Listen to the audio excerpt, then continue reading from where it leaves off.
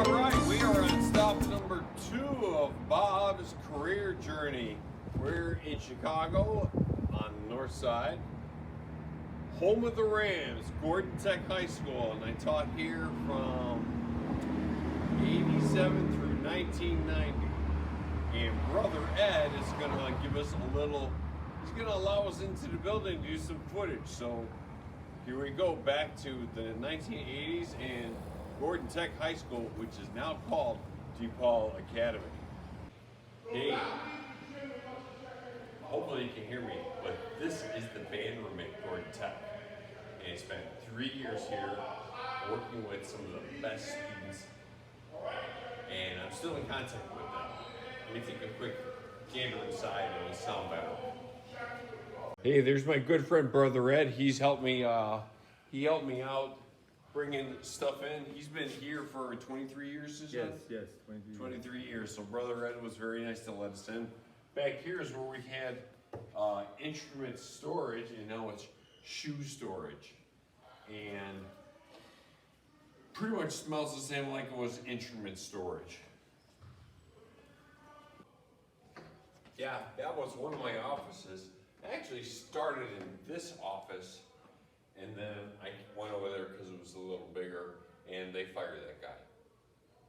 So, yeah, I was in here for, I think about a year, and then I moved over to there, and over there was the music instrument storage.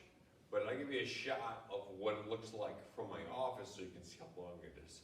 My friend James is here, so he's going to give you some perspective where he's standing. So that's James. He's standing pretty much in the middle of the band room. That's kind of like where the percussion was. And I'll show you some pictures. We used to take the yearbook pictures here, and then above here, up there, we used to store equipment. And we had a ladder so the kids could climb up there and get the equipment down. I'm sure that was totally within school safety codes. But I was young. I didn't know anything back then. Maybe not so much now either. Okay, I was telling James and my wife that I was too cheap to buy a refrigerator. So that's about 7 feet above the wall. So during the winter, I would take my lunch bag, open the window, and hang it from the handle outside so my lunch would stay cold. Later on, I made enough money where I could buy a refrigerator and not climb up on top of my desk to get my lunch. But you know, you do what you gotta do. So this cage had all the band uniforms in it. And here's some of the instrument storage lockers. I have no, that's not my handwriting. I don't know how to write that nicely. And then there's this stairway, and I forgot where that went. Maybe you guys from Gordon Tech can help me with that. Let me back up so you can see it. You know, there's this stairway, maybe Todd Smith or those guys could let me know. But yeah, that's the cage that had the instruments. So at Gordon Tech, I never went through the front door. We had this back door from where the parking lot was, so I just come here, come there. So socially, I really never hung out with the teachers. In fact, let's see, I was pretty much more about the kids, which is kind of like what I do now, right? Oh yeah, one more thing.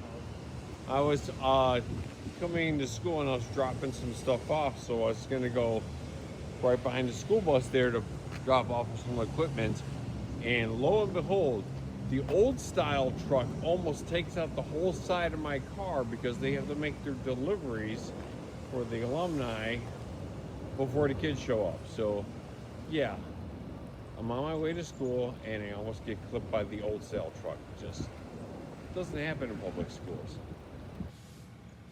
All right, now we are ready for job number 3, which is in Algonquin, District 300, and I was teaching at Lake in the Hills Elementary School. So, after I got fired from, after they changed my job at Gordon Tech High School, I was out of work and I didn't know what I was gonna do. And all of a sudden this job came through, Lake in the Hills. I don't know what that is, but I know it was a big district in 300. I'm like, oh, I could probably do that because, you know, it's teaching music, right? It's not. Kindergartners are not like high school students. I don't know if you know this, but kindergartners are not like high school students. Somebody asked me once, what's the biggest difference between kindergartners in class and high school students? And I said, oh, that's easy. I can throw the kindergartners farther across the room. Okay, so it's not that good. Anyway, part of the things that I did here at Lincoln Hills, after I got my feet underneath me, I created, besides teaching classes in band, I created a hobby day, which was an all-inclusive school-wide event where kids can show off their stuff. I created a musical. I actually wrote the script and adjusted all the music and created all the digital effects for the musical for my fourth graders to do, And according to my friend Jack Wise, the recruitment program for the band here was off the charts. I was recruiting about between 75 and 80% of the 5th grade class every year. So I'll take you inside and show you a couple of things that are in the building of where I used to teach in Lake in the Hills. So my first classroom in District 300 was over here. This is room 12, and they put me in the back corner because they knew I was going to make a lot of noise. In this room, we did all the band lessons and all the general music lessons. 4 sections of kindergarten through 5th grade, twice a week, plus all the band kids. It's your basic classroom. These cabinets are still here. Probably cost too much to get rid of them. So the ceiling I used to hang my Star Wars ships from. I can't do that anymore. And my piano would be on this side of the room, and that would just be on this part of my classroom. So this is the first room I was in at Lake in the Hills.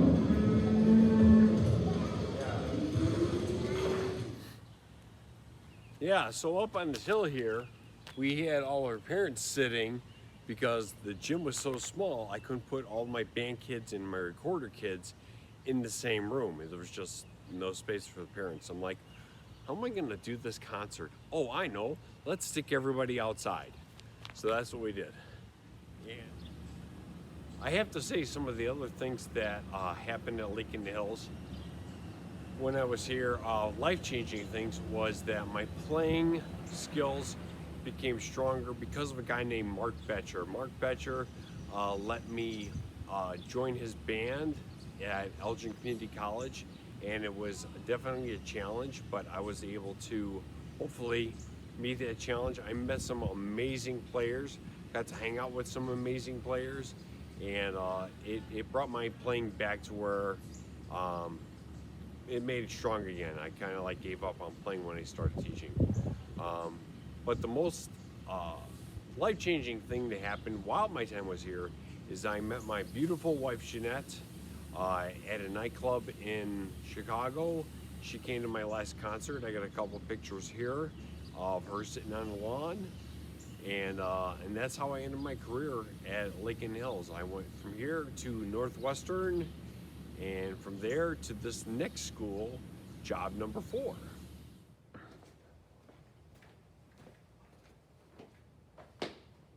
Okay, we are at school number 4 on my career journey. We are at Bannockburn School, which is near Deerfield, up in that corner of the state. And I spent 3 years here from 1995 through 99. I taught kindergarten through 5th grade general music and band, like I do at Winfield. But some of the highlights of this place is that I created a computer lab with spare computer parts that were discarded by the tech department that they had here. I got a grant for keyboards, so I was able to get keyboards and get them interlocked with the computers. Let's see, what else did I do here? I didn't do so much video stuff. One of the things that I got back into was that I had some of the kids join the IMEA and IMEA. They never participated in that before, so we had kids go to honors band and honors choir. So those kids got to participate in that, which they never did before.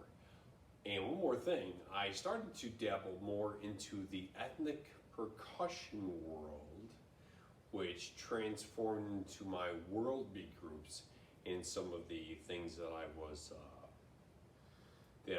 kind of like known for later in my career.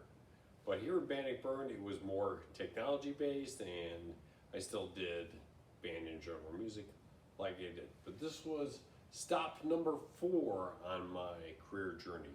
I might be able to show you some of the places in the building where I used to work. You're up to no good over there. Yeah, that was my favorite custodial guy, Whitman, giving me a bunch of garbage because I'm here at his school, because he owns the building. He's been here forever. This is where I used to teach. This little tiny room, and I had like all my gackles of students here. A total of 198 in the district for 3 years. Kayla's running it. All right, well, in some of the pictures you're going to see, this wall used to be all computers and MIDI keyboards that I just told you I set up. So if you look in the picture right here, you can see all the keyboards that were all put together in that spot. And just to let you know, I left my mark on this school because you see that drum right there? I bought that drum here 25 years ago. That drum right there, that big honking, sticking drum. Let's see what else is here that I did. Oh, that vibraphone? I bought that vibraphone when I was here too. But those timpani, they've been here. Check this out, boys and girls. See that?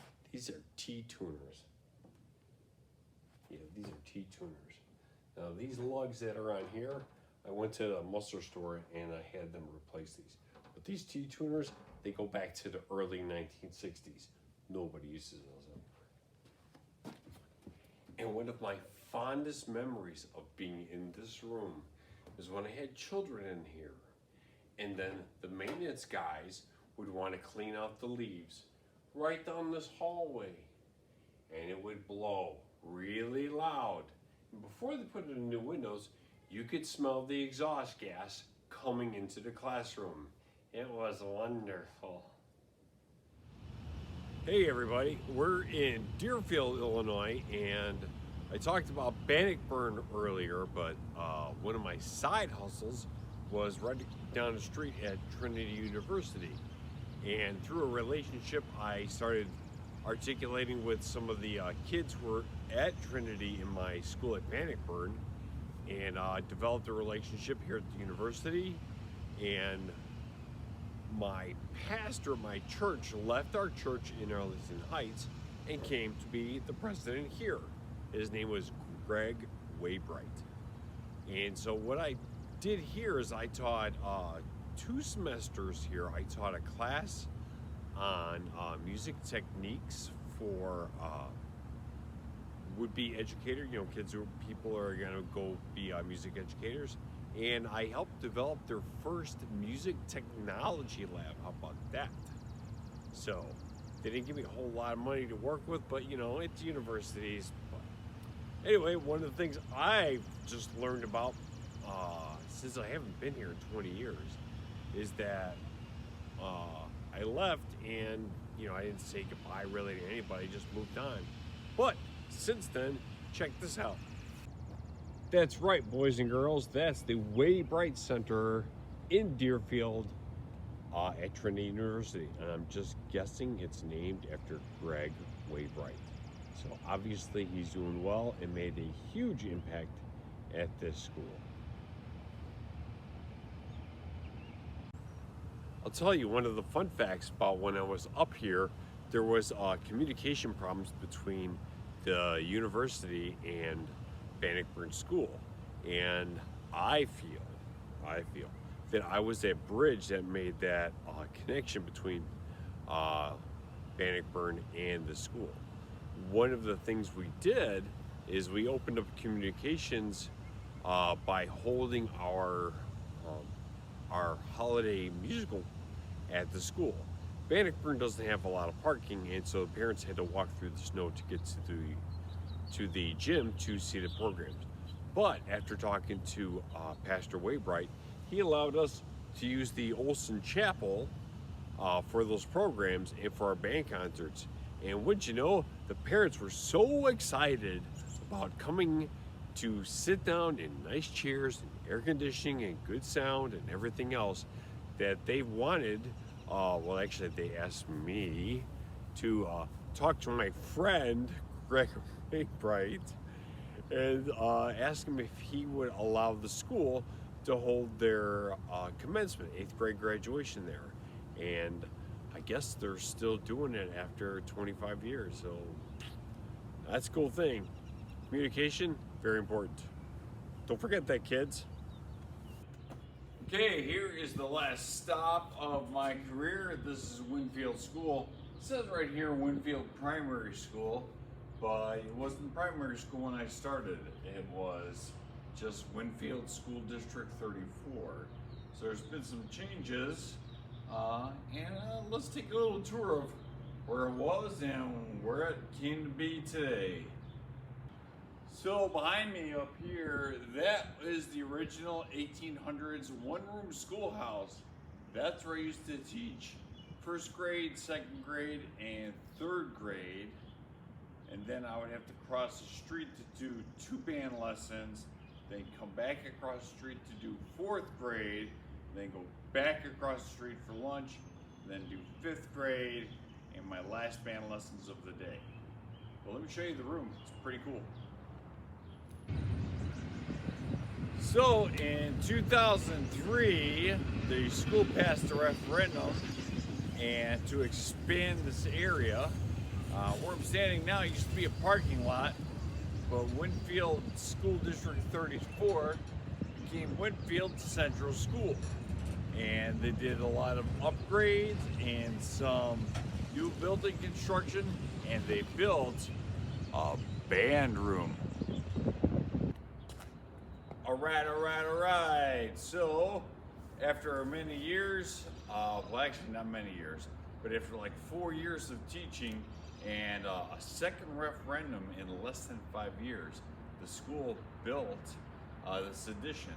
And what you're looking at right there is the band room that was created because there was a great need. At one time, I had a classroom across the street, 2 classrooms on this side of the street, plus the band was on the stage and could not hold the students. In fact, my flute players had to angle themselves as to not hit each other in the face when they performed.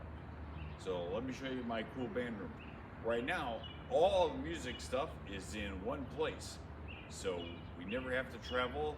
All the kids come here. And yeah, it sure changed my life a lot.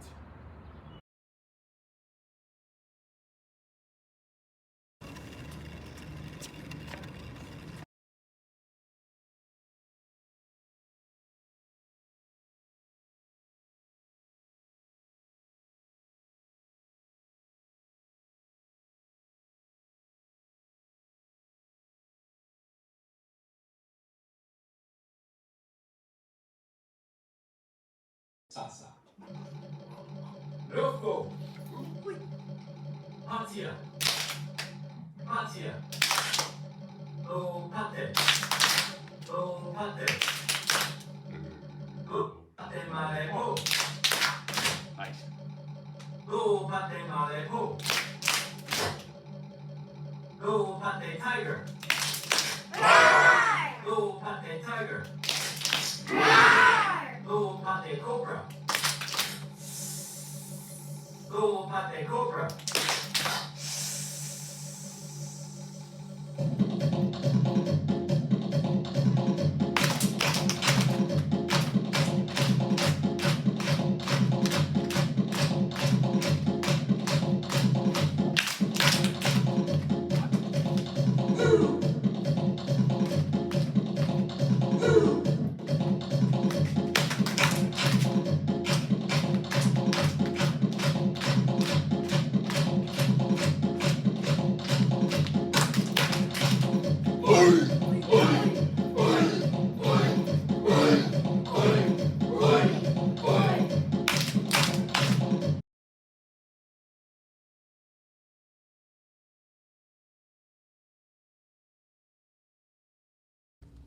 Here is the band room, and they just finished cleaning, so it's kind of a disarray, but it's your basic band room. They built this in 2005.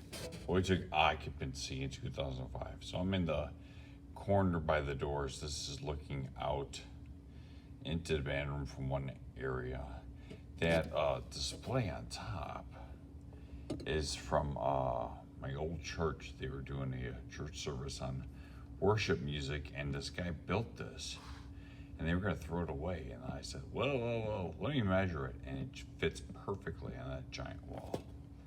So, yep, and then back over in that corner, that's the entrance to the office, but over on the side, like right over here, is the storage room that did not exist until they built this. And here's some of the so here's the storage cabinets, and a reason why I didn't put doors on there is that the sound absorbs inside those holes, so it doesn't blast the kids out. Here's the other side of the room. Go slower. Up here is the 4 horsemen of the apocalypse. Miles, Pops, Diz, and Parker. Let's go back. Oh, I'm gonna walk you over this way and show you. Here is the there we go, the Museum of Uniforms. So the top left was the original one when I came in, and then I thought, oh, let's just get gray t-shirts. Well, I got those bottom right gray t-shirts, and it looked like everybody looked like they were just like homeless when we did our concert. So I'm like, oh, let's get rid of the cool polo shirts. So I went with the gray again, and now we look like better dressed homeless people. I'm like, all right, let's go back to the one on the upper right in the original blue blazer with white mock turtleneck. Well, in May, it's about 100 degrees in the gym, and so the kids stopped passing out, and we went with the center design of the blue shirt with that logo. That's that logo that's up there. That was designed by my beautiful baby brother. Yeah, he designed that logo. Some of our awards, blah, blah, blah, blah, blah. Back here, walk back here. This is all storage. It's basic band room stuff, you know. These are the guitars, because I used to teach a guitar class, but they changed the way schedules were done in the school, so that stopped. Not only did the kids get a new band room, but the band director actually has an office. This is kind of like my office where I sometimes work. This is actually the best place for me to work with the computer. But yeah, it's kind of fun.